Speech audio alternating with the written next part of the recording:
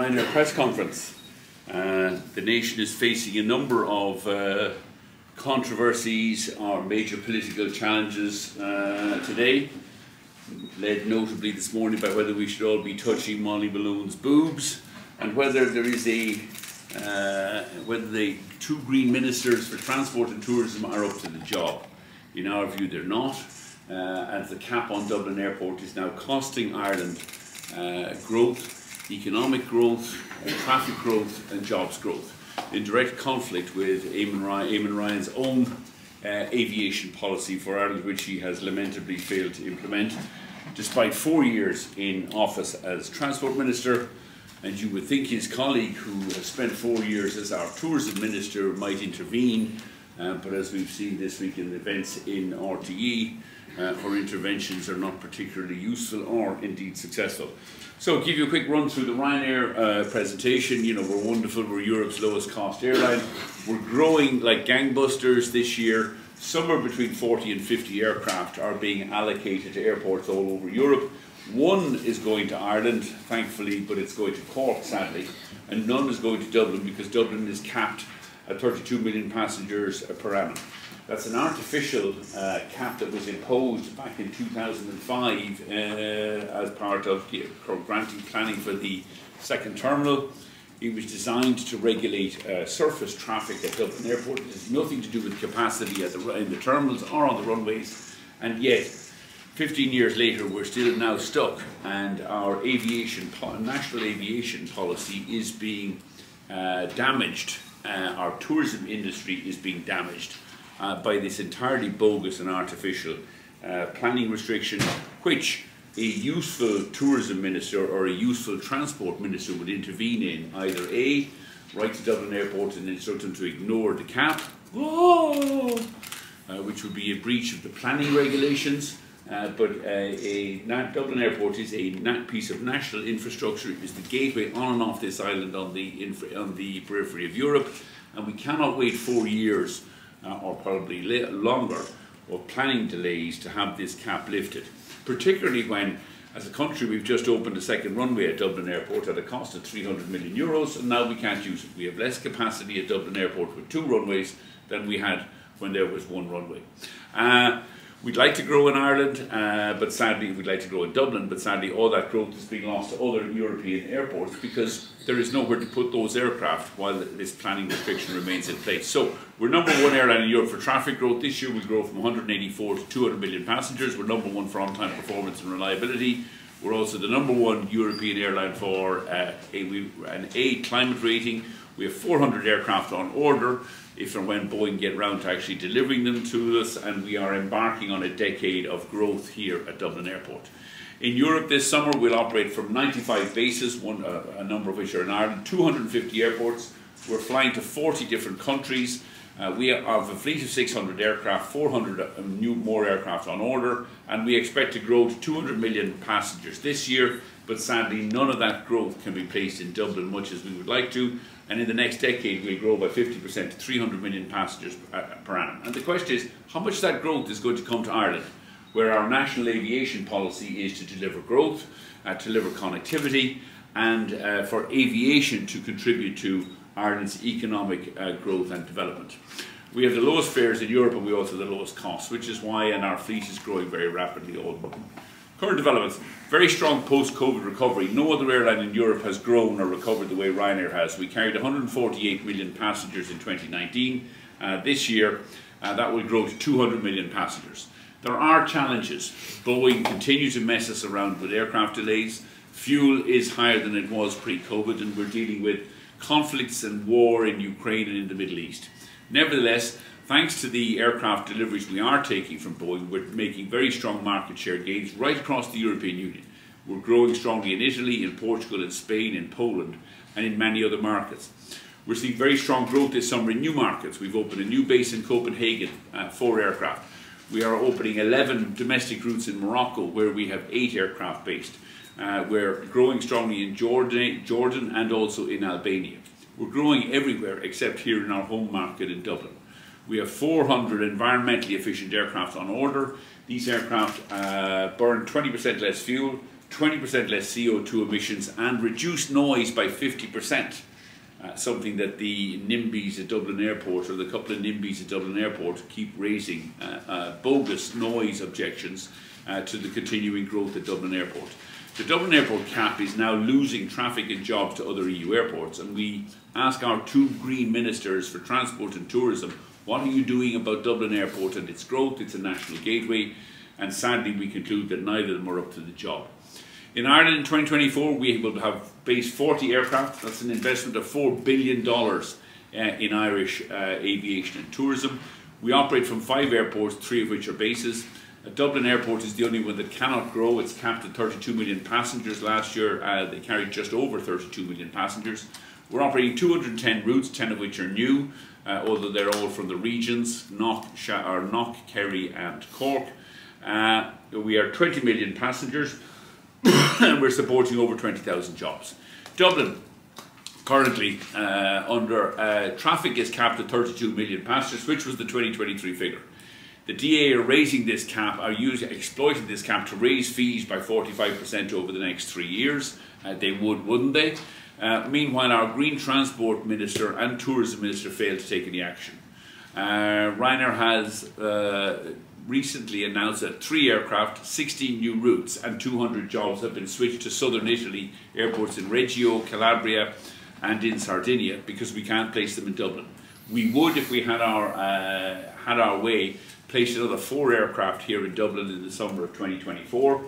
We would have opened about 12 new routes from Dublin. We would increase frequencies on other routes, and we would have grown traffic in Dublin by about another 2 million passengers from last year's number. Dublin Airport is our national gateway. It is not a local Fingal planning issue. And this idea that it can be left to a couple of county councillors in Fingal or a few NIMBYs complaining about noise when noise is reducing by 50% is simply not acceptable. We're an island on the periphery of Europe. We have an aviation policy that has been tremendously successful over the last 20 years to grow, and yet under the 2 Green Ministers now responsible for transport and tourism, 4 years later we have no growth. In fact, we're stagnating because there's a cap. And it's time for the Transport Minister to actually do something useful for a change and intervene. Government action, and if we can't intervene by ministerial order, then the government should pass legislation temporarily scrapping the cap while the planning, it goes through planning. Greens have failed to deliver failure in Dublin Airport. We're growing by 40 aircraft in, well, we said 50, we suspect somewhere between 50 to 40 aircraft in 2024. That's 1,500 new jobs, none of them are in Dublin. We're growing traffic this year by 16 million passengers, 0 in Dublin, due to the cap. Our fastest growing markets are in Italy, Spain, Poland, all of which where we have lower costs, but more importantly, governments who are actively supporting aviation. There are only 3 airports in Europe where, with 0 growth this summer. They're in Serbia, Slovakia and Dublin. And that is what you get with green aviation policies. 0 growth, stagnation and inaction. Dublin Airport cap is now losing traffic, jobs and tourism growth to Italy and other markets. And if our Green Transport and Tourism Ministers are not willing to take action to promote their own national aviation policy, which is to grow, then they should go. It should simple, grow or go. Here's what we're doing. We call them on scrap the 32 million passenger cap at Dublin Airport. They should also, by the way, scrap the 200 million tunnel under a taxiway, another madcap plan by Dublin Airport just to waste money on capex so they can use it to inflate charges. Instead of spending 200 million on a tunnel that no airport and no airline supports, they should spend those funds on expanding passenger gates at Dublin Airport, particularly in the Ryanair Terminal 1, and expanding car parking, where last summer they claimed to be full, or their car parks were full. And there is very significant growth available here over the next 7 years. We have a plan to grow traffic in Ireland by 50%, growing from 20 million to 30 million passengers. A lot of that growth would be based on increasing the number of aircraft. So we would base another 7 aircraft in Dublin, taking us from 15 million to 20 million passengers. Another 4 aircraft in Cork from 2 to 4.5 million. Shannon would get another 3 aircraft, taking us from 1.3 to 3 million. And Knock, which would now be a base, it's not a base at the moment, would grow from 700,000 passengers to 1.5 million. Kerry would also grow from 400,000 to 1 million passengers. All of this growth is available. It fully complies with Eamon Ryan's own aviation policy, which is to grow traffic, tourism and economic activity here in Ireland, and yet nothing. We have a green transport minister and a green tourism minister, and after 4 years of green policies, all we have is a traffic cap, stagnation, and this claim that, oh, I can't intervene in the planning process. He has no difficulty intervening in the planning process when it comes to Dublin Airport Metro, which is currently going through planning. He's on every radio station opining that, oh, he's confident that the Metro will be approved later on this year. Well, if he's willing to intervene or to comment on the Dublin Airport Metro, why isn't he willing to intervene on a much more serious issue, which is the traffic cap at Dublin Airport?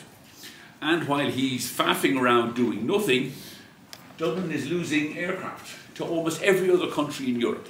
In every other European country, we have a transport or an aviation environment which is incentivising growth, encouraging growth, lowering charges, lowering taxes to win these traffic and growth. And it's indicative. We're taking, if we got 50 aircraft from Boeing this year, we probably won't get 50, it's probably going to be somewhere between 40 and 45. These aircraft are already on sale. There's 4 going to Copenhagen, 4 Alicante, 3 Malaga, 2 Tangier, 2 Dubrovnik in Croatia, 2 in Brussels, Charleroi, 2 in Rome, Fiumicino, Krakow, Budapest. Almost every European country is represented there. Ireland squeaks in because Cork gets 1 aircraft. But other than that, no growth here in Dublin.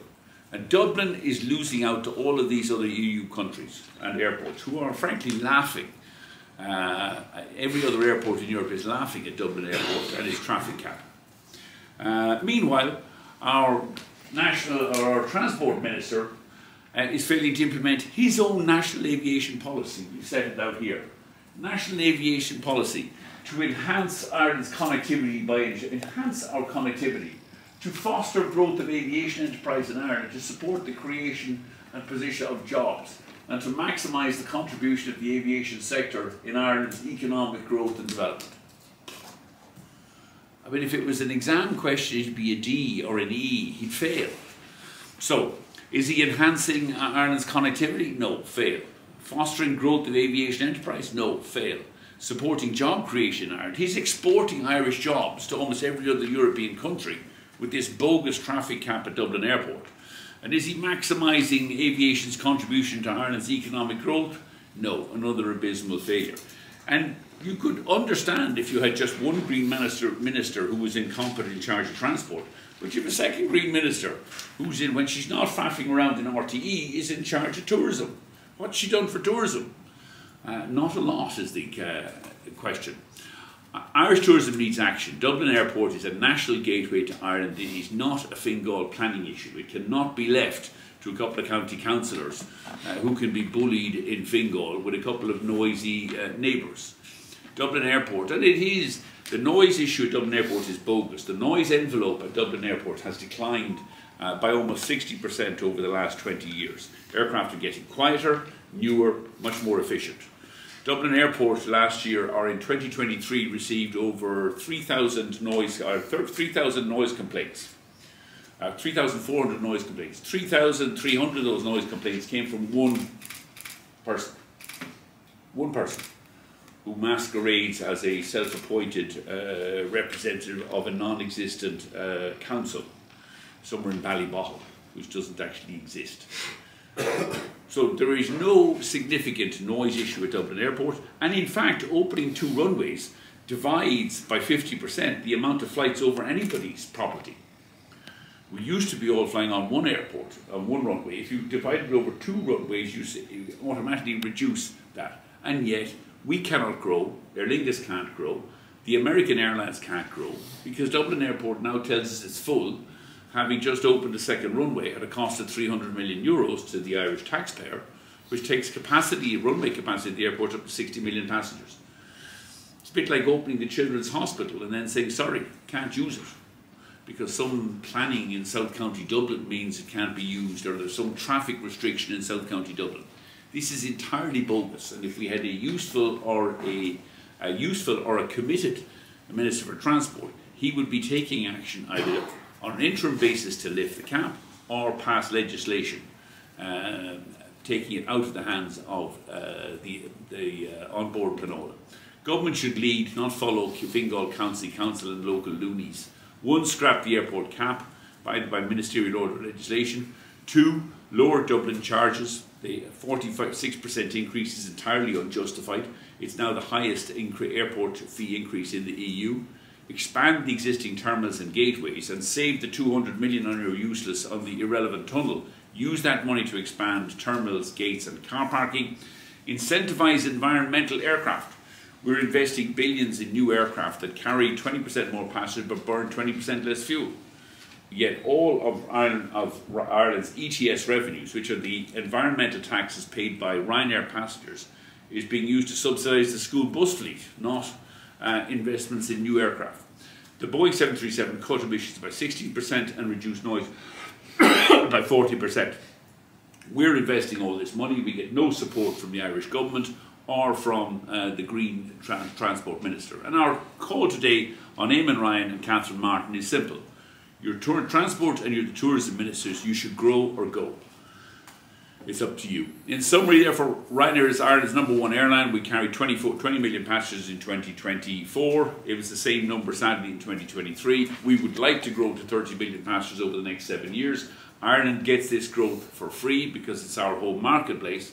But frankly, if we can't grow or if costs are rising, then the growth will go to all of these other European countries who are only delighted to learn that Dublin Airport is capped and we're exporting all this growth in traffic, tourism and jobs to their markets. We have a 7-year plan to grow, as I said, to 30 million passengers. We need to scrap the Dublin Airport cap ASAP and deliver growth. And if the Greens can't do that, then the Greens should go. Lower Dublin charges, add more gates, more tunnels. And already in the last month, Dublin has lost 3 aircraft of 16 routes and 200 jobs to Italy. Irish tourism needs urgent government action, and we now call again, repeating myself, Green ministers, if they're not up to the job, they should grow.